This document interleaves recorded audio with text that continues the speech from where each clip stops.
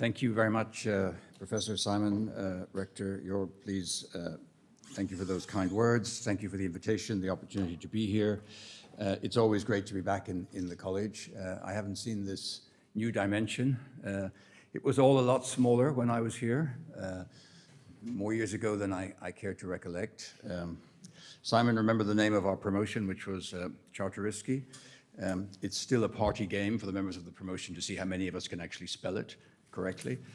But it was a remarkable experience for me, and it has remained with me for the rest of my life, and I hope that all of you who are here will have the same experience. I noticed the rector mentioned that it's also transmitting to Natalin. I don't know how many people are in Natalin. I suppose I should do the rock concert, Hello Natalin, but I remember very vividly that the idea of a campus in Natalin came actually from Mr. Saryusz-Wolski, who was then minister in the Polish government for European affairs back in the very early 90s. And he was deeply committed to the idea of creating a campus of the College of Europe in Poland. And he found this site, and I was working at that point on the FAR program of assistance to Central Eastern Europe. We were trying to see if we could massage some money out of that program to pay for setting up a campus, which was not self-evident. And as part of this process, Mr. Saryusz-Wolski invited me to lunch in the then unbuilt Natalin campus, but which was just an old house. And it was a very privileged moment, except there was no heating. And it was in January, and I can tell you it was the coldest lunch I ever sat through in my entire life. I was prepared to sign any document, promise any amount of money if he would let me get out of the room and into somewhere slightly warmer than that particular chilly evening. I hope that it's not like that in Natalin. These days, I understand the campus has grown and developed, and I'm delighted at the success of the Warsaw side of things. I'm also particularly delighted to have the opportunity to talk about transatlantic relations and the fact to this particular course, because I do think this is going to be a subject of growing importance, not diminishing importance. I suppose I should define my terms, and not least because I bumped into a Canadian colleague, and I know there are some Canadians here. I'm going to talk about the closeness of the relationships between Europe and North America, but it mostly will focus on the EU and the United States. But I wanted to be very clear, I'm aware that the United States is not all of North America, and that the EU is not all of Europe. So can I get that out of the way now? and then, because if I make any sort of methodological slips along the line of later on of appearing to conflate the EU, Europe with the EU, or the United States with North America, please, it's a slip of the tongue and does not betray any lack of knowledge of the realities of both continents. But it is true to say that probably there are no two continents that have been more closely intertwined than Europe and North America. I mean, I suppose you could throw in Australia, New Zealand if you wanted, but frankly, not quite on the same scale in terms of the impact. The colonization of North America, which began after mostly in the 16th and 17th century, particularly intensively, meant an unprecedented diaspora of Europeans going across the Atlantic to found a new world. There were many motivations. There was a motivation of adventure, of avarice, let's be honest, people wanted to make money.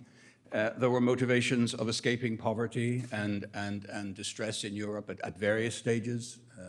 My compatriots after the Irish famine in 1840s, Germany after German immigration in similar circumstances of unrest and strife in Germany. But in all cases, I think what mostly motivated people, or the common motivation, was a sense of hope of building a brighter future, or as President Obama once said, building a better history. Because in many cases, these were people coming from Europe in difficult conditions and who wanted the opportunity to build a better life. And the ideas which underpin that were mainly European, and this is sometimes forgotten. Sometimes our good American friends make it sound as though they invented the concepts of democracy or freedom of expression or individual liberty, whereas in fact these were ideas they brought from the European Enlightenment and brought them to America. The difference was that in Europe we were struggling to give expression to these ideas, to implement them, because we had an old, feudal, absolute monarchist system which didn't allow for these ideas to take root, and it took a long time before they were able to take root and flourish in Europe, which they eventually did and triumph. But in America, it was possible to try this tabula rasa, if you like, and that is where those were European ideas. And the great second sentence of the American Declaration of Independence, "We hold these truths to be self-evident," was a Copernican moment in political thought, certainly in Western political thought. I put a footnote. We know that was written and signed by people who also saw no inconsistency with holding slaves. So there's more to be said about that. But the fact remains, saying that it is self-evident that all men are created equal was a remarkable statement, which was what many people in Europe felt should be the case, but clearly was not. And was it going to be possible on this new continent to create a new society and a new world? And in very large measure it was. I think great credit given to the Founding Fathers and to the American Constitution, that it was possible. And the continued flow of people, of capital, of technology, enabled the United States to grow very rapidly, including with the westward expansion, which also raises the other issue of the treatment of Native Americans. I mention this only to say that I'm not insensitive to the fact that this European presence on the North American continent was not without its own problems. It was a form of colonization.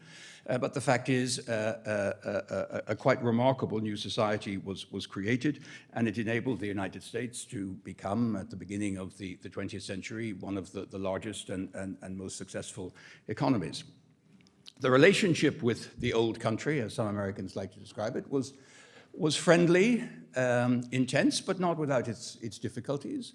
The New World wanted to establish its own place in the world and wanted to push off the too much involvement from the European side. George Washington warned against, I think the phrase he used was foreign entanglements, wanting to keep a certain distance. These Europeans who seemed always fractious and difficult. There were wars fought. Another war was after the War of Independence. Another war was fought with the British in 1812, 1814, and with the Spaniards later.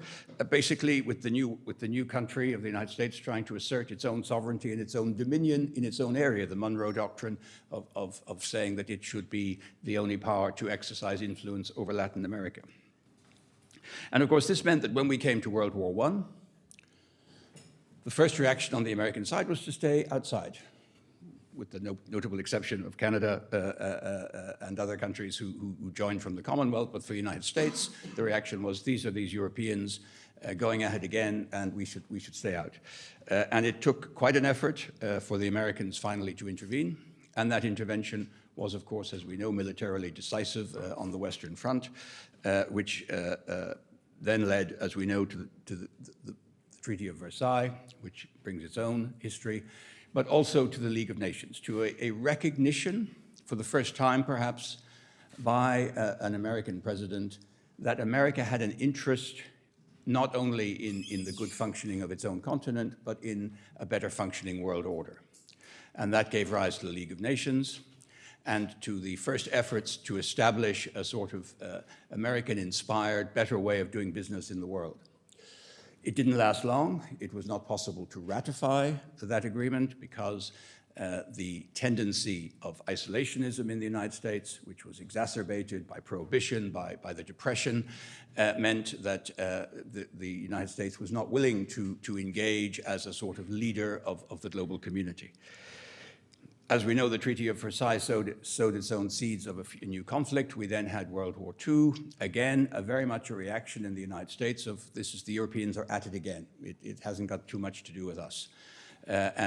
Frankly, there was a very strong reluctance of any suggestion that America would, for a second time, get involved. And to be honest with you, we'll never know how history would have turned out if the Japanese hadn't made the mistake of going westward going east to attack the United States instead of attacking Russia, which was the other scenario that Japan had. They chose to attack the United States. The rest is history. The United States was dragged into the war. Germany declared war on the United States. And once again, the American military intervention was absolutely decisive. And for the second time in the century, and this has to be acknowledged, it was United States military might that helped Europe free itself from tyranny and from dictatorial tendencies. And this is something which I think we should never forget in Europe. I've often heard President Juncker from Luxembourg be very eloquent about this subject, about the debt that many Europeans feel, and I've seen this many times. Less felt being Irish, to be very honest. We were neutral in the Second World War, as you know, and very reluctant participants in the First World War. But I know that many people in continental Europe feel a deep debt, of course, to the British and others, but particularly to the American servicemen and women who gave their lives in defense of freedom and democracy in Europe. And this is something that we have to acknowledge, that twice we have created a global conflagration from a European civil war. I think what was remarkable on the United States side was that in the aftermath of the Second World War, they had a plan to win not just to win the war, but to win the peace. And we saw remarkable acts of American statesmanship in the post-war period of trying to build a new world order which would make future conflict less likely. This is manifested on almost a micro level in terms of the way in which the United States managed the occupation of Germany and the occupation of Japan. It was not a vindictive occupation, it was not a punitive occupation, it was an attempt to help these countries rebuild and reinvent themselves, and this was true more globally. So we had the Pax Americana, which emerged from the institutions that were built at that time, starting with the United Nations, and this time the United States took a deep commitment to try and make the United Nations work in ways that had not been possible with the League of Nations.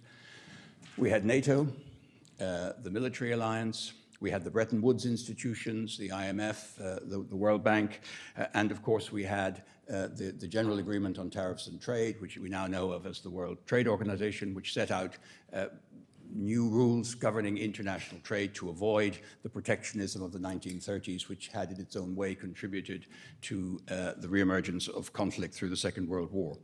And this was a remarkable achievement of American diplomacy in those years. It was not always perfect, and the relationship with Europe was not always easy. We joined hands in defense of Korea in the Korean War, but America was not followed by Europeans in the Vietnam War. And there was very definitely an unwillingness on the part of Europeans to follow the United States in their military intervention in Vietnam. So there was not always a perfect agreement. Of course, we were united very much in the Cold War, in the division of Europe, and this was an important factor probably in the degree of unity which it was possible to maintain in the West with the threat from the Soviet Union, with the very delicate balance of power which was created by the division of Europe into two camps, with Churchill's famous phrase about the Iron Curtain. And this was why I think, notwithstanding the fact that there were strong differences from time to time between the United States and Europe, that we nonetheless maintained a very close relationship and alliance. On the European side, we finally learned our lesson of two civil wars, and we decided we needed a different business model for the continent, and with enormous assistance and help from the United States, began to think of how we could build Europe differently. You know it well, the Marshall Plan became the European Coal and Steel Community, which became the EEC, which then became the European Community, and we now have the European Union. This has been a remarkable period in European history, and this was done with a large level of support from the United States and from successive US administrations and presidents who saw it as the strength of Europe, the reduction of tension in Europe, peace, freedom, and prosperity in Europe as being integral to the security and the future of the United States. I continue to believe that that is still the case, but perhaps the case has to be made more strongly and more eloquently and maybe more forcefully now than was necessarily the case a while ago. I'm not going to give you the potted history of the European Union, other than to say that we did have what has been achieved in those years is indeed peace, the longest period of peace in many thousands of years on this continent without great power conflict. Freedom, the fundaments of the European Union are based on democracy, the rule of law, human rights, freedom of expression, the market economy. These are our core values, which we share most of the time with the United States, and which we have managed to propagate across all of Europe. The impact of the membership of the European Union in helping Greece make the transition after the colonels, Spain and Portugal after Franco and Salazar, and of course the great reunification of the continent in 2004 after the collapse of communism. I've said many times I don't think the European Union can take any credit for the collapse of the Berlin Wall. I do believe the European Union can take great credit for the fact that the collapse of the Berlin Wall did not result in chaos and further conflict and confusion, but rather in the orderly and well-managed transition of countries previously part of the Soviet bloc under totalitarian communism towards a model of Western liberal economies and democracies. And finally, prosperity. Because we created the single market, we created the euro, we have a European Union of 500 million people. It is one of the world's 3 largest economies. When I first went to Washington, such are the way economic statistics are calculated, the European Union's economy was actually first in the world. And so I was able to glibly go around saying that America and China were fighting over second and third place. This used to cause some bemusement on the part of my American. They said, yeah, but that means you're adding up all those European countries together. And I said, well, that's kind of what we do, yes. Oh, yeah, but that's cheating. No, you can't do that. No.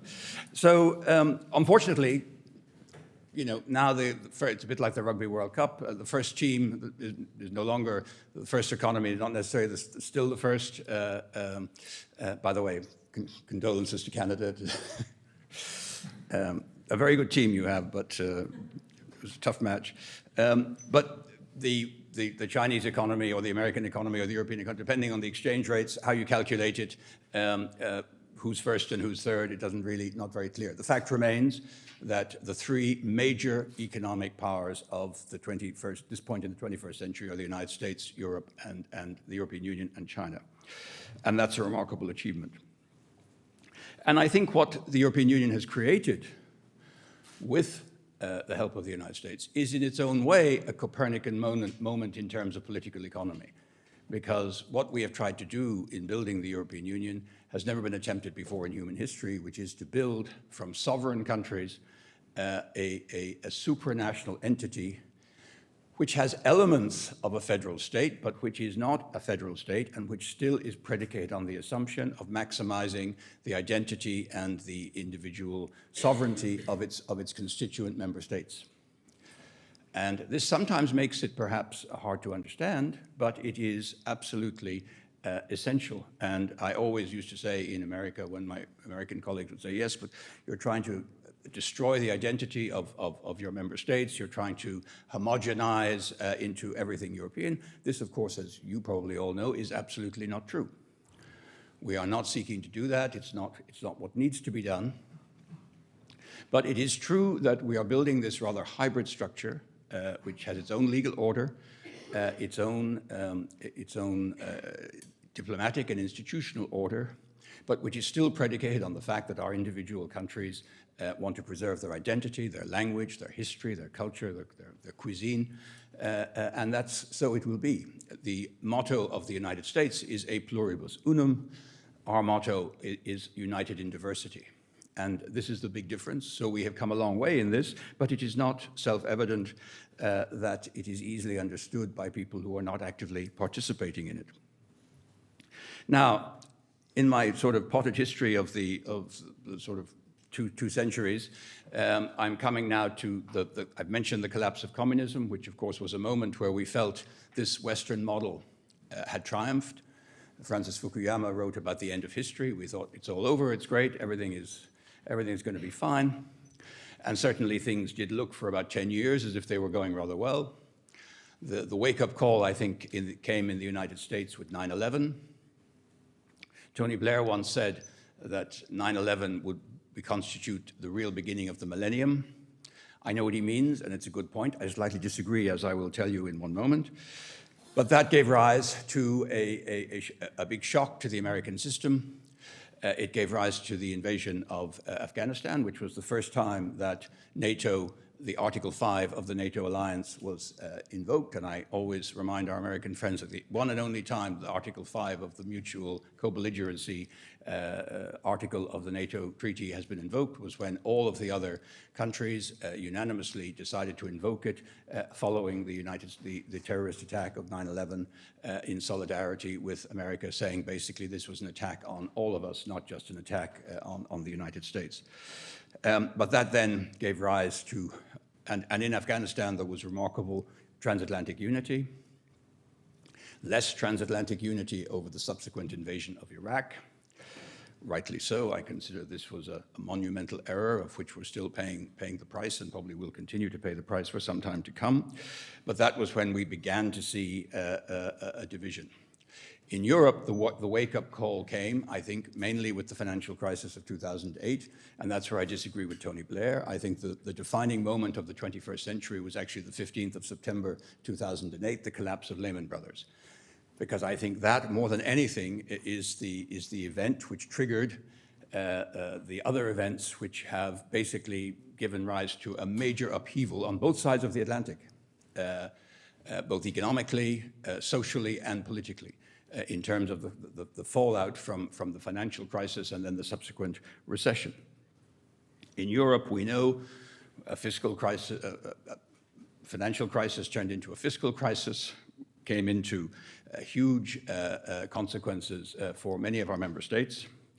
And at the same time, we had other problems. We had the emergence of Russian aggression, starting in Georgia in 2008, but coming with the annexation of Crimea and then the interference in the eastern provinces of Ukraine. We had a migration problem, crisis. We can talk about that later if people want to. But it certainly put huge pressure on the European system. We had incidents, certainly, of terrorism, particularly in 2015, 2016, tragically in Paris and in France, in Belgium, in Denmark, one or two other, London. And we had the rise of populism. And of course, we had, and this is the one and only time I'm going to mention it today, but if people want to ask questions, they can, we had Brexit. The decision by one of our member states, and not the least important, that they wanted to actually leave the European Union. So the European Union has been going through a very difficult period. On the other side of the Atlantic, however, things have also proven equally difficult. The presidency of President Obama was succeeded by President Trump. And we now see that we have a dramatically different political environment in the United States. The point I made about the Lehman Brothers is, I think to a certain extent, the Trump presidency, of course it's easy to say this now, none of us predicted that he would win at the time, but with hindsight, and with hindsight we're all have perfect vision, we can see that actually it was those tendencies that elected Trump were there in US society, even around the time of the election of President Obama. And President Obama himself, and I think it's very important to say this, his own foreign policy was already represented a certain stepping back from international engagement. I think President Obama was instinctively much more of an internationalist in the sense of internationally minded than President Trump. But he also felt perhaps that there was overreach and that the United States needed to pull back and not become the power that took responsibility for trying to solve every problem in the world. He did it in a different way. His rhetoric was different. But when President Trump arrived, obviously, this was a very dramatic shock to the system. And unfortunately, we now have, with this administration, across nearly every policy I can think of, very big disagreements between the views of the current US administration and the European view. I desperately tried, because it was my job when I was ambassador for 4.5 years, you try to find the positive. I desperately tried to find some policy where we actually agreed. To be very honest, I haven't found it. We disagree on just about everything. Starting, of course, with climate change. That may not be the biggest problem it's probably one of the biggest problems we face, but it's not necessarily the biggest problem between us, because actually, I think on this issue, President Trump is pretty much out of step with America Inc. And I traveled a lot around the United States, and I'm deeply convinced that the governors, the mayors of cities, business people are actually signed up to the fact that climate change is a major challenge, not only ecologically, not only in a sort of soft and fuzzy way about the welfare of the planet, but even a security challenge. And I think people in America are actively engaged in doing something about it. And indeed, America may even exceed its targets under the Paris Agreement, even though the country as such has withdrawn from the Paris Agreement. So it's a major point of disagreement politically between us and the Trump administration. I think it's less of a major problem between us and the rest of America. There's a disagreement over defense expenditure, the NATO defense burden sharing. Here again, I think it's important to say that President Trump didn't invent this. This is not something he came up with. Robert Gates, the then Obama Secretary of Defense, was retiring and in December 2011 gave a very important and forceful speech in Brussels, warning the Europeans that if they didn't do something more serious about taking a bigger share of their own security, this would have political consequences back in the United States. So we need to understand, as Europeans, this is not just President Trump, this is a broader issue. I'm not going to develop the point too much now. I think there are answers to be given to that, because I think the Europeans actually do more than they necessarily get credit for. For example, we're the largest contributors of overseas development assistance. 60% of overseas development assistance comes from the EU and its member states. This is a major contribution to global security, as is humanitarian aid. But I think the fundamental point is, and the other point, of course, is that we actually spend quite a lot of money on military expenditure. If you add up, doing what my American friends don't like to do, if you add up the budgets of all our 28 member states, it's actually quite a lot of money. It's the second largest defense budget in the world, if you look at it from that perspective. The fact is we don't get much bang for our buck. The productivity of that expenditure is about 15% compared to, say, 50 or 60% for the Americans. So we have a real issue of value for money. There are reasons why we're rather reluctant to do this, as I used to explain to my American friends. The reason we had armies in Europe was mostly to fight each other. When we decided we didn't need to fight each other anymore, it's fairly logical that our citizens said, well, do we need big armies then? Now you can say we have a new threat, which is Russia, of course, and I don't diminish that, but obviously, it's not a great election winner in most of Europe to go around saying you're going to spend massively more money on defense. On the other hand, I think we have to find ways of doing it, and I think the way that maybe it is more electorally acceptable would be to do it to get better value for our money, including pooling and sharing as Europeans, and to create greater joint capabilities, which would also be a contribution to the effort of NATO. It's a big question, but it's one which clearly is the subject of important disagreements. We have a disagreement on the Iran nuclear deal, as you've seen, where we were bitterly disappointed that President Trump decided to withdraw. Again, I'm not going to get into the merits or demerits of the Iran debate.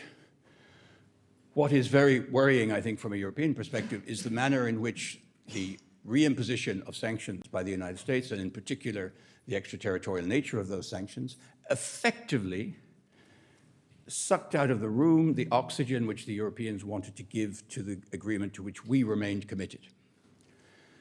And I think the question we have to ask ourselves as Europeans is, what are we going to do in a situation where, whatever the policy disagreement there may be between the United States and Europe, if the Americans decide to pursue their policy objective with extraterritorial sanctions, we are effectively powerless to have an alternative view. And that's something that I think will be increasingly reflected upon across Europe as to how we look to have more strategic autonomy in this important area. And finally, of course, the other area is the issue of trade. I'm not going to bore you with the details. Happy to answer questions on that.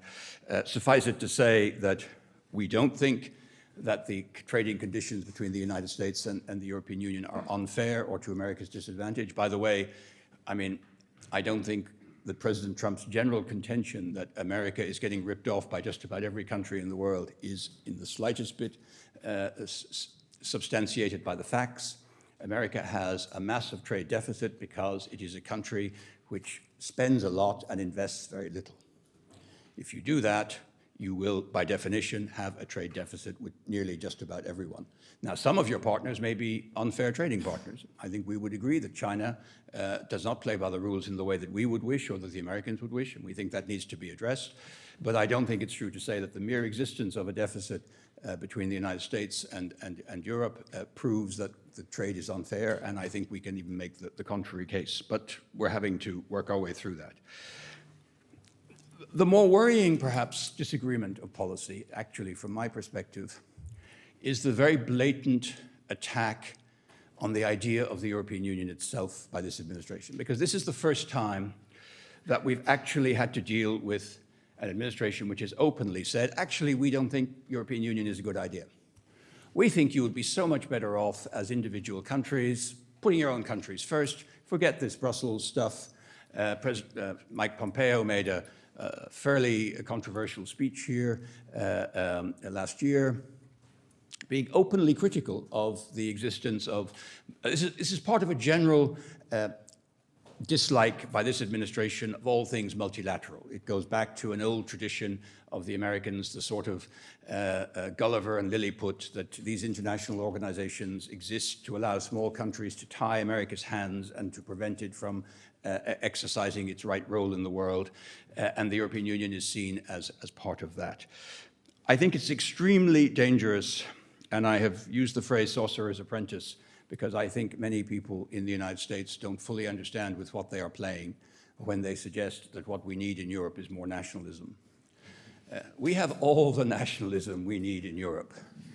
We have buckets of it. Actually, we need a sort of nationalism carbon capture and storage system where we stick it under the ground where it can do less damage, rather than bringing it out and blowing it all over the place and saying, isn't it great? I'm being frivolous, but I'm also being serious, as you will know. It's not that we want to deny our nationalities, not that any of us are not proud of being who we are, German or Irish or Polish or Estonian or Portuguese. We're delighted to have our nationalism, and we're delighted to cheer for our football team, but we don't believe we need to go to war with each other anymore, and we don't believe that any one of us is better than the other, or that any historical grievance which we all may bear towards one another going back thousands of years justifies getting ourselves into conflict today. And that's a new way of working in this continent, which is absolutely precious. It's embodied in the European Union, and we're never going to give that up, I hope. But if we have, for the first time, we have perhaps an American administration that is actively working against that objective, and that is definitely a major problem. So, in the words of the journalist, and if you've been watching BBC TV these days with the crisis in Brexit, I had a journalist once who said, when you don't quite know what question to ask next, you say, so what happens next? So what happens next in transatlantic relations? Well, I think we have to acknowledge that nothing much is going to change as we head into an election year next year in November 2020. So we're going to see pretty much more of the same. We're going to have to manage these tensions. We're going to have to try and avoid that they blow up into a major confrontation. You can already see how people on Iran are trying to find an off-ramp for the US administration by trying to mediate with the Iranians, trying to preserve the JCPOA, but acknowledging that we need to look at the other issues, the missiles, the nefarious behavior in the neighborhood, trying to work a little bit with the administration, even though it's difficult because we don't fully agree. But I think we have to work our way through this next period. I don't know who's going to win the next election. Sorry, and if you came here hoping that I would make a prediction, I'm not going to make a prediction. I'll make one prediction. I think if the election were held today, President Trump would be reelected. Now, 12 months from now, will he be reelected? I don't know. It depends who is the Democratic candidate. It depends what happens to the economy. It depends on many, many things. But I think the most important thing for us as Europeans to retain is the following. It doesn't matter, well, it may matter, but it is not, President Trump is as much the symptom as he is the cause of the issues which we're addressing. And I believe that even if we have a new president from a new party, from another party, some of the issues which President Trump has kind of put out on the table are going to remain on the table, and we're going to have to deal with them. We are dealing with a changed United States. President Trump has changed US politics. And in some ways, he hasn't invented anything new. He's just going back to the slightly more isolationist trends that actually is the longer term. The United States was isolationist much longer than it was multilateral. And we need to understand that. Now, I believe, just to be absolutely clear, in the innate generosity and good intentions of the American people. I think this is a country which genuinely believes it wants to do the right thing most of the time. Don't always get it right, none of us do. But the fact remains it is also a country with interests, and its own interests, and a deep belief that it needs to preserve and protect its own interests, and this is not surprising and natural. And in doing that, it will tend to be more isolationist, it will tend to pull back from the kind of degree of international commitment that we've seen until now. And we have to draw conclusions from that as Europeans as to how we take more responsibility in many of these areas, whether it's trade, whether it's foreign policy, whether it's defense. And the Americans going forward will take us as seriously as we take ourselves. When we are organized as Europeans, when we get our act together, actually, they may not always like it, but they respect it and they appreciate it. When we are disorganized, when we are divided, when we go off in different directions, then of course, in some ways it's easier for the Americans because they can deal with us as divided, but actually in many ways they get quite frustrated because they understand what that means is we're a less effective partner to them in other ways. And I think this is where we have to reflect. But of course, there are factors on both sides of the Atlantic which are rather similar.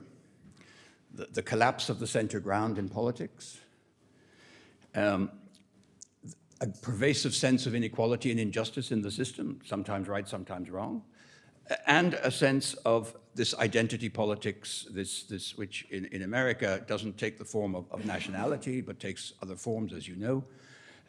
But it's a problem we have here in Europe as well. And I think we are going to have to find answers to these questions. I hope that the new commission coming in will help address that. But it is true that on both sides of the Atlantic, the institutions which we have are under huge challenge. The press, the courts, parliaments, public service, civil service. It's a dangerous moment in history for all of us because I understand some of the pressures that are there and why people are putting questions into this, but I also understand the risks that when you start to undermine the fundamental institutions on which our democracies are built, this is a moment where what replaces it might not be what people were initially thinking of. And in this regard, I hope that we will, for the United States and Europe, that we will re-find each other in due course, because I do believe that we will always have more in common with each other than either of us will ever have with anybody else. I'm a great believer in Europe having a strong relationship with China. I'd love us to have a strong relationship with Russia, but there are limits with the current behavior of President Putin. But at some point, we'll have to get to a better place with Russia. But these are not going to be substitutes for the transatlantic relationship because we will never share the same deep commitment of values and beliefs which are at the heart of the transatlantic relationship. And Joe Biden, who may or may not become the next president of the United States, said once at the Munich Security Conference that we are each other's best friend of first resort. I think that's right. I use the expression from Ghostbusters, who are you going to call? When we have a problem, who do the Americans call? Honestly, the first place they call is the Europeans. When we have a problem, where's the first place we call? We call Washington. And that's not going to change anytime soon. And we need to get to a point where those phone calls are answered and acted upon in a spirit of shared destiny. And finally, one observation from the European side. We have to reinvent this transatlantic relationship for every generation. One of the big things that is happening in America is the demographic change. It's great to be Irish in America because half of America thinks they're Irish. The other half think they're Italian. The other half think they're Scottish, so it doesn't quite add up. But anyway, they're all happy with this identity. But this is a diminishing value. The demographic growth is Asian Americans, Hispanic Americans, African Americans. We have to work on persuading those people that this transatlantic relationship has meaning for them and for their America. and not just based on a sentimental attachment to the old country or the fact that you had a great-great-grandmother from Ireland, which enables you to get an Irish passport so you can travel around Europe easily. And that's a big challenge on us. And I've suggested this to the EAS, but I think we really need to make a big investment in people-to-people exchanges and reaching out to those parts of America who do not normally have deep connections to Europe, to explain what Europe is, what we're trying to do, and why ultimately this is in America's own national interest that we should succeed in what we're trying to do here in Europe, but also in building a close transatlantic relationship. And so on that note, I think what you are studying today in transatlantic relations, to me, this is one of the great questions for us in the 21st century. It's an asymmetric relationship.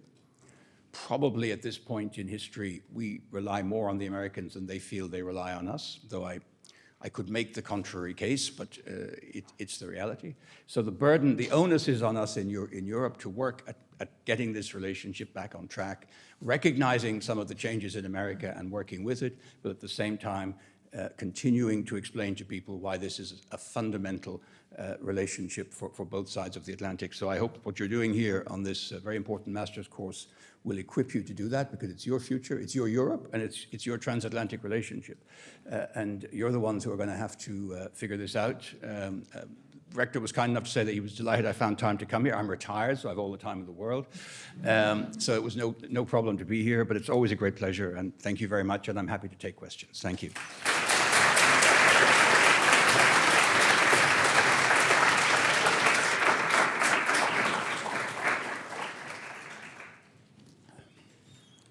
Questions? The gentleman there. Yeah, thank you very much for your speech. I actually have two questions. Oh,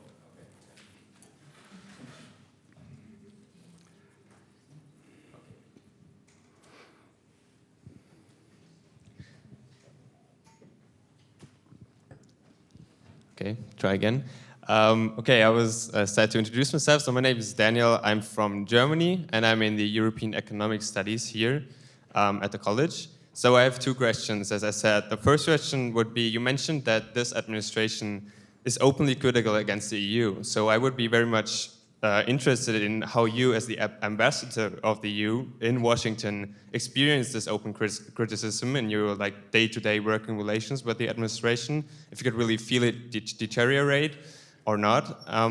Because I know that earlier this year, the administration actually silently downgraded the diplomatic status of the EU mission to the EU, which can, as I see it, be seen as a diplomatic affront. So what is your stand on this?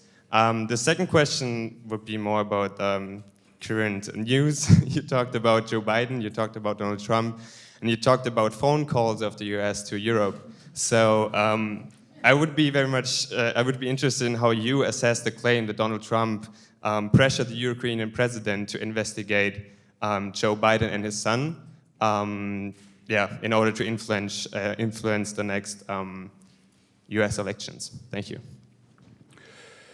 Okay, well, on your first point, yeah, look, firstly, I was never treated with anything but the utmost courtesy and respect by the administration.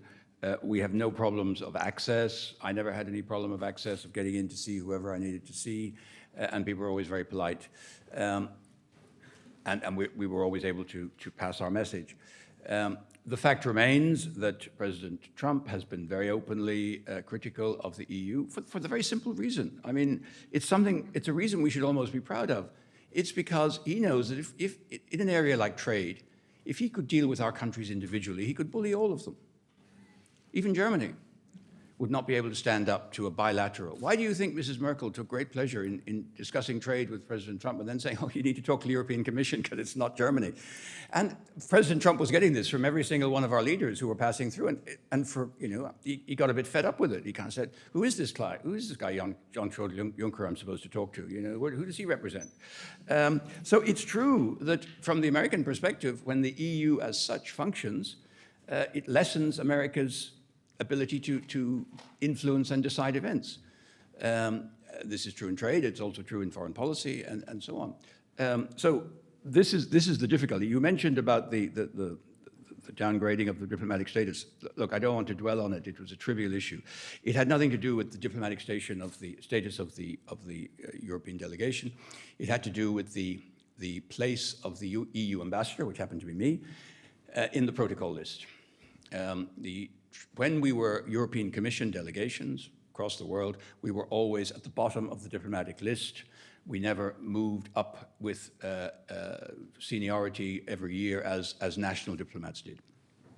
With the Treaty of Lisbon, the Commission delegations were converted into EU embassies or EU ambassadors, and we made démarches across all our, we have 143 delegations across the world. We made démarches to be treated as the same as a nation state. In other words, that our ambassador would move up every year with the seniority. This was accepted in a lot of places, in some places not, some places we got no answer. In 2016, we got a reminder from headquarters saying, oh, you know, those of you who haven't yet succeeded in getting this change of status should make new efforts. So we went into the State Department, we made our case. Lo and behold, after 6 months, suddenly the Americans said, yeah, okay, we're persuaded, yeah. So I found myself from being number 180 to suddenly being, you know, 70 and then 20, moving up the list. When I turned up for the funeral of George H. Bush in January of this year, I went along to the desk and I said, David O'Sullivan, you're EU ambassador, and you get a number which says where you get on the bus and where you sit in the church. I mean, you know, honestly. And they said, oh yeah, you're 179. 179, where am I 179? And he said, oh yeah, no, there's been a change. You haven't been, I didn't know, you didn't tell me. So I went over to the chief of protocol and I said, hey, Sean, what's this, you know, 179? Oh yeah, he said, we've gone back to the old system. Anyway, right, so you can imagine, I was not going to make a fuss on a solemn occasion like that. We made several démarches. We never got an explanation for how this decision had been taken. After much toing and froing, we were told it would be reverted, it would be changed, and my successor, who starts at the bottom of the list because he's just arrived, but he's back on the conveyor belt, and so he will gradually move up the list. So I mean, it was not, you know, not a big issue. My view about protocol is what an Irish diplomat once said to me: "Those who matter don't care; those who care don't matter." And so, but we are on a more serious point. We are facing an ideological pushback from certain elements of this administration. John Bolton was a great exponent. I've personally clashed swords with him publicly in Washington over Brexit when he said Brexit, the 23rd of June 2016, is like the 4th of July for the British, their declaration of independence, they're finally throwing off the shackles. I mean, I got very angry because, I mean, I think the British are perfectly entitled to leave the European Union if that's what they feel. But please let us not compare the membership of the European Union by the UK, an organization which they applied to join for 10 years before finally being admitted in 1972, confirmed by a referendum, a popular referendum in 1975, with the possibility to withdraw by democratic decision now to the 13 colonies declaring their independence against the British Crown. I mean, really? But we have to deal with this, and we have to understand it. And Steve Bannon is in Europe actively working on right-wing nationalist, populist agenda, encouraging those groups in our countries. Now, you can have your different political views about you can be to the left of the spectrum or the right of the spectrum. I think we can all agree as Europeans that we know where far-right nationalism has led this continent twice in the last century and where it will lead us again if people are not very careful. So I consider that we have to push back against that. I don't want to comment on the Biden, the phone call. Look, we're going to see that America is now in electoral mode. You're going to see lots of this stuff. President Trump is very good at managing the media cycle, changing the subject, bringing out new issues. So, you know, I think for us as outsiders, we just have to step back, let the Americans have their election. They will decide who they want to be the next president, and we're going to have to work with that person, whether it's President Trump or whether it is somebody else. Lady behind, just because I saw you first, and then up there.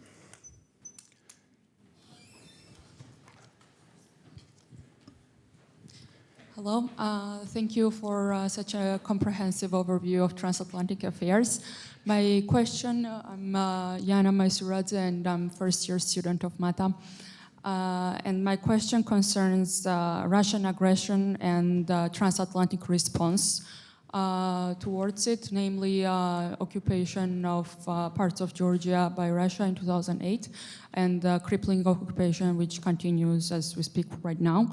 What would be your perspective about integration of Georgia into the transatlantic sphere in order to raise the credibility of both NATO and EU and show Russia that it does not have an actual third-party veto right in the relations of this between these organizations and Georgia? Thank you. Look, I think we are dealing with a revanchist Russia. I think that President Putin's policies are unacceptable.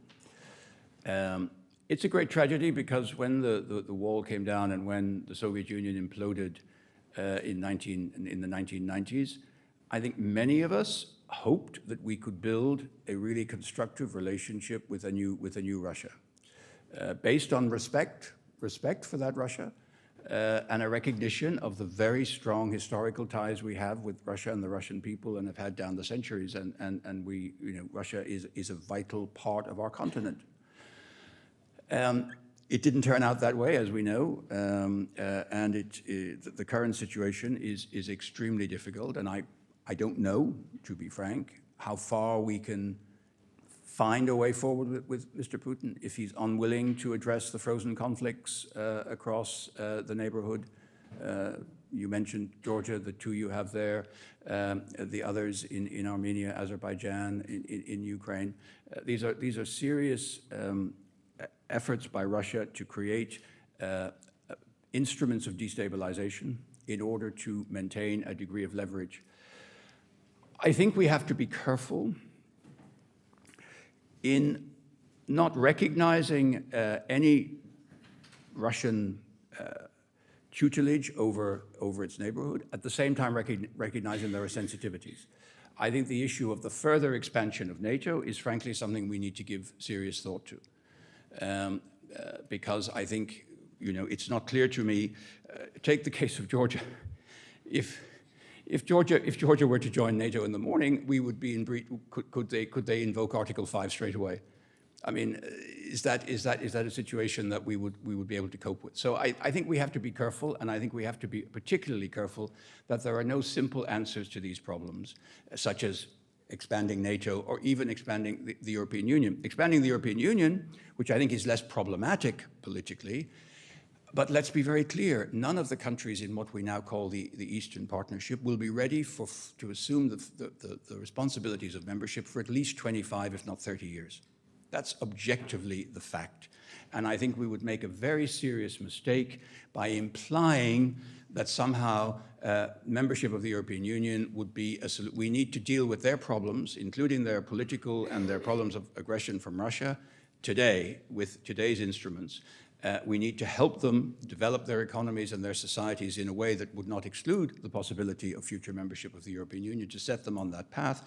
But we must not imply that that in itself is the solution, rather than the reforms and the changes which are needed to equip them to avail of that opportunity when it would make sense. Please. Hi, first of all, thanks very much for your speech. I just wanted to ask you a question about a particular aspect of transatlantic relations. I think it's observable in America these days. There's a discord in opinions coming out between the executive and the legislative branches with regards to their relations in Europe. I think one particular example in recent times would be that the Speaker of the House in America, Nancy Pelosi, comes to Ireland and she visits the border and she talks of how she supports European solidarity with regard to the backstop and Brexit. And then within a few months later, then President Trump comes to London and he talks about what a great alliance he can forge with the UK in the post-Brexit environment. I was wondering what you think in the future if this kind of discord continues. You mentioned about a reinvention of the importance of our relationship in the future.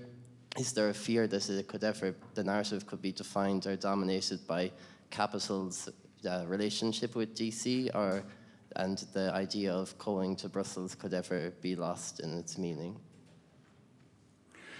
Look, I mean, we have to recognize the the complexity of the U.S. system. I mean, it is relatively unique in certainly you don't find it in many European political models, which is, as you rightly say, the sort of this tension between the Congress and the president. I mean, you can go back, I won't spare you lessons in American constitutional history, but this was a balance of power which was deliberately conceived by the founding fathers because, don't forget, they ultimately were very suspicious of anything too federal, and they wanted to retain a large degree of entitlement for still at the level of the states, and that's still the case, by the way. So anyone dealing with America, you have to deal with both realities. It's great to go to the White House and to talk to the president and his advisors and staff, or her advisors, and well, hopefully one day. But you also have to go to the Congress. Everyone knows that. And in this relationship, traditionally, there was great division over domestic policy, but there were serious efforts by the adults in the White House and the adults in Congress to have as much harmony as possible on foreign policy, recognizing in particular the primacy of the president in foreign policy matters. That has broken down, and it has now become incredibly partisan. And unfortunately, and I say this as much in criticism of the Democrats as I would of the Republicans, you can become a political football. We were talking about Russia earlier. The Russia thing in America, the push by the Democrats to have more sanctions against Russia has got very little to do with, wanting to solve the Ukrainian problem or wanting to solve the problem in Georgia or anywhere else. It's got to do with the fact that they think it embarrasses the president. And we can find ourselves caught in this political game because, as Chip O'Neill, another famous American, also Irish, said, all politics is local. And we should never forget that at the end of the day in America, it's no different than any other country. Fundamentally, it's about domestic politics. It just happens that it's a big domestic politics than we're used to in Europe, but it's domestic politics. And it's about who's going to win the next election, who's going to win the next Senate seat, and remember, the Congress gets re-elected every 2 years. I mean, this is probably the most dysfunctional system you could ever have imagined. You barely win an election in the American system as a member of Congress, and you have to start thinking about the next election, where you get your money from. So they are in permanent campaign mode, permanent. So everything they say, do, and think is with a mind to, will this help me get re-elected? And that's their system. And it has many advantages, it has a number of disadvantages. So we're going to have to live with that, and we have to be good at interpreting those signals. We also have to be careful not to get too close to one or the other, thinking that then solves all the problems. People in Ireland, I think, are now saying, oh, Nancy Pelosi is going to save us from Mr. Trump's embrace of Brexit. Well, don't forget, Mr. Trump will have actually quite a lot of influence on how the US engages with the UK in the future. But it's true on the specifics of a trade deal, you need Congress to ratify it. So Mrs. Pelosi also has leverage, as long as there's a Democratic majority in the House, which has changed in the past and may change in the future. So you're right. It makes dealing with the United States very complex. And I can tell you, as a diplomat, you spend as much time walking the corridors of the House of Representatives and the Senate as you do trying to get into the State Department or into the White House. And by the way, we have in Washington, in the Washington delegation, an office of the European Parliament Liaison office with 12 people from the European Parliament, which is very, very important and justified by virtue of the fact that actually the Congress is a self-standing political institution in the US system in a way that, say, our parliaments in our systems are not, because parliamentary systems, we'll talk about the French system, but parliamentary systems mean that by and large the government controls the parliament because that's how they get to be the government. So you don't have to spend too much time chasing around the parliament. Unless you want a trade deal ratified, you might invest in trying to get votes there. But this is a peculiarity of the US system, and we need to be very careful, and we've got plenty of people who know how to do this, but in managing that in the right way. Please.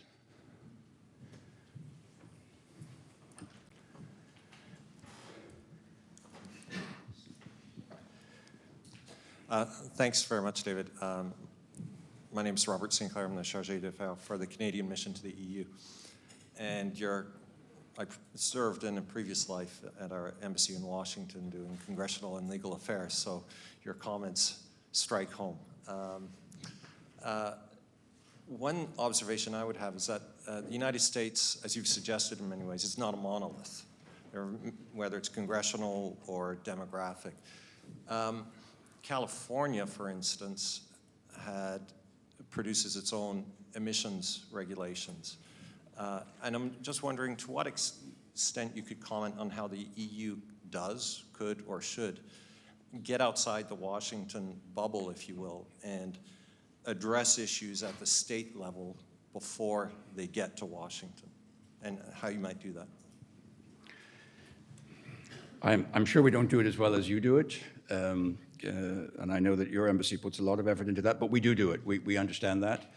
That's what I was saying about climate change. I mean, on the climate change issue, we really are working a lot with state governors, with mayors of cities, because we find there's a lot of like-mindedness on the climate change issue at that level, much more so than there is at the administration. The EU as such has no presence outside Washington. We only have a delegation in Washington.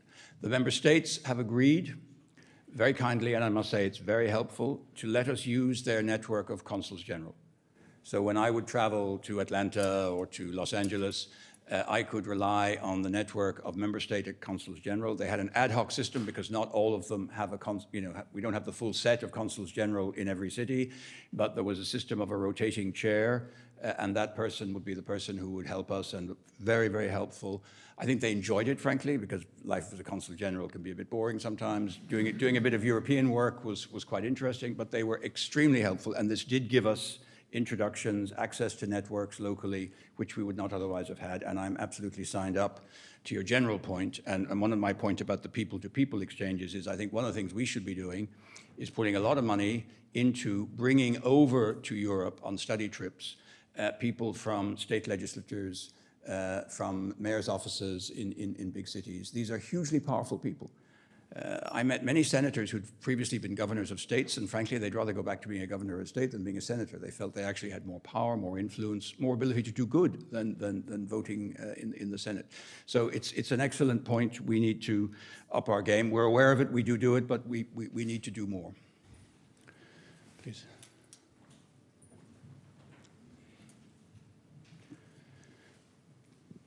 So once again, as all my colleagues have highlighted, thank you very much for your intervention today. My name is Ignacio. I'm in the Masters of International Relations here at the college. And I would like to bring into the conversation another important region of transatlantic relations, which is Latin America. Not because I'm Spanish, but because of pure interest. What is the current position of Latin America in transatlantic, be it US, EU affairs, and what is the weight or the influence of the Venezuelan crisis in that relationship? Yeah, well, I mentioned the Monroe Doctrine, but you know, we also have very strong ties of family and economy with Latin America, and language, of course. And I think we ourselves are perhaps, it's less developed than the northern transatlantic dimension, but I think we're investing a lot in it. You've seen now we've finally had a breakthrough in the Mercosur trade deal. We, of course, have had trade deals with Central America, with Colombia, with Peru, with Chile, Mexico, but that's part of North America. So I think we've been working on it. There is a little bit of tension there from time to time with the US because they do still feel it's a bit their chasse gardée.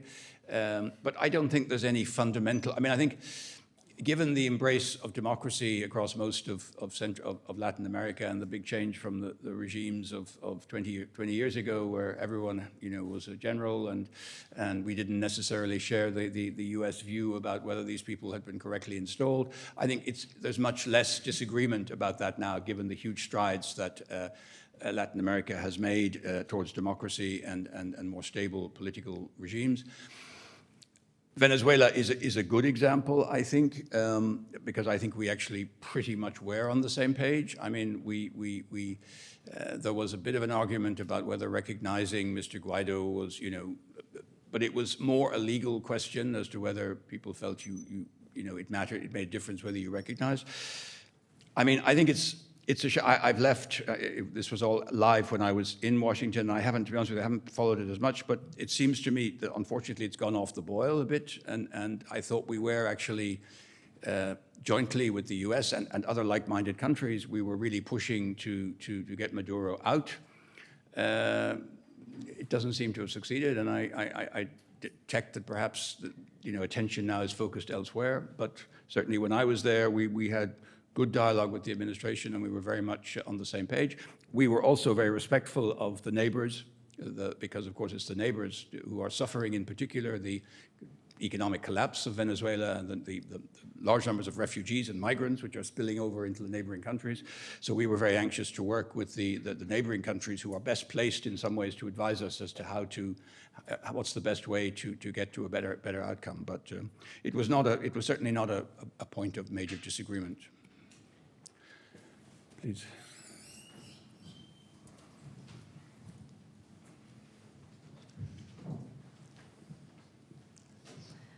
Hello, thank you for your speech. My name is Sophia and I'm here a student of the International Relations and Diplomacy Studies. And my question would be, what type of advice or recommendation would you give to the new upcoming president of the European Commission in terms of the future US-EU relations? Thank you. Yeah, I mean, it's a good question. By the way, she hasn't asked me, so she clearly has found someone else to answer it. I would put it in two parts. I mean, the first is actually we just need to get on with doing what we as Europeans have to do, whether that is in climate change, whether that is in Euroform reform, whether that is in defense, whether that is in trade. We cannot let the transatlantic relationship define those issues. And where we are successful, where we demonstrate that the European Union, our member states working together, we can deliver outcomes, we will have more influence with the United States than if that is not the case. So the first thing is to succeed in the sort of domestic EU agenda, solving our problems, finding solutions on migration, finding solutions to the various things which divide us at the moment. Because in the absence of finding solutions to those problems, this administration will continue to push the kind of divide and rule button, which all American administrations, by the way, have tried to do with greater or lesser degrees of success going back a long time. In terms of transatlantic relationships, I think we have to try to work with this administration. I mean, I see that on Iran, there is the beginning, perhaps, of greater commonality of view. So we will see if that can be done. Certainly on China, I don't think the United States is going about it in the right way, but I think they're not wrong to be worried, and we share many of those concerns. So I think there is some common ground there. I think there has to be a recognition that heading into an electoral year, there is unlikely to be any dramatic breakthroughs, except ones which the president will think gives a political payoff. So you've got to keep one eye to that the whole time. So I suspect we will not be able to solve all of these problems that I've mentioned. I would make an investment, not as the president herself, but as the EU, in reaching out across the United States in the way that I've said, because I do think, in response also to our Canadian colleague, that what we need to worry about is the potential over the next 5 years for a certain bifurcation in the relationship on both sides of the Atlantic, a certain self-preoccupation on the United States side, less interest in Europe, a feeling on the European side that with President Trump, particularly if he gets a second mandate, we can't do anything. America isn't. We need to find other solutions, and I think that would be a profound mistake. And so I think this commission also needs to think a bit medium term. How do we better anchor this relationship? I mean, I've mentioned people-to-people movements, but it's more than just that. But I think the most important thing is to make a success of our internal EU agenda and to demonstrate that this Commission and this European Union has an agenda, is going to move forward with it, and is going to make a success of it. Yes, that gentleman, I think you yeah, you tell me. Again, thank you very much for the very interesting speech. My question is on defense, and specifically on defense cooperation. If we look at PESCO and other defense cooperation in Europe, I very often get the feeling that the Europeans are indeed about getting more bang for their buck, so making our defense spending more efficient, and in consequence, at least that is a narrative that I often hear in my own country, at least in Germany, that we then don't need to increase our defense spending because we're going to be more effective with it. Is that, I fear that this is a stark difference in view between the EU capitals and Washington. Would you see it the same? And if so, how do we bridge that? Well, I mean, firstly, I don't speak for NATO. And Ireland's not even a member of NATO, so we're neutral, as an Irish Prime Minister said. We're neutral. We just haven't decided who we're neutral against. But I personally think that the pursuit of the 2% figure at individual country level is actually a waste of time. I don't think it makes any difference. I don't think that's an accurate way of gauging who's giving you best value for money. That does not, in my mind, exempt Germany from spending more money on defense, because I think the German defense apparatus is not in good shape. I'm sure it's not Mrs. van der Leyen's fault. And I think Germany does have to spend more money. But I do think that the fundamental question is, how do we get best value for the money we spend? And we're clearly not getting best value by spending it in 28 silos of national military operations. The overhead costs are massive, the wastage, the duplication, the weapon system, and so on. So I think we have to find a way of doing it more efficiently. I fear that for this administration, they're not actually interested in the effectiveness of European defense capabilities. They just want us to buy more American equipment. Because that's the easy answer to the problem, right? And a number of our member states are falling into that trap, right? It's not that we shouldn't buy American equipment if it's the best and if it suits our needs and we've thought about it and it figures out. And obviously, whatever we do ourselves should be interoperable with NATO and compatible with weapons systems across the NATO alliance. All of that's self-evident. But I think we need to look as Europeans at having a much more effective defense capability, which is a real deterrent against future aggression from whomsoever. And we don't quite have that yet, and that's what we need to work on. And I think the Americans should understand that they have a vested interest in our succeeding in that task.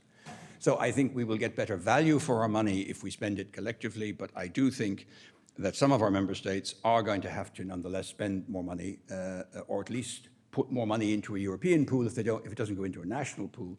But we are going to have to spend some more. It's not that we don't have to spend any more money, but we need to be sure that we spend it in a useful and effective way that actually increases our real defense capabilities and not just nominal or paper numbers.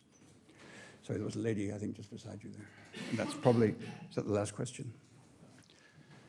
Hi, thank you for being here. My name's Susanna, and I'm a Fulbright Schumann Scholar from the US.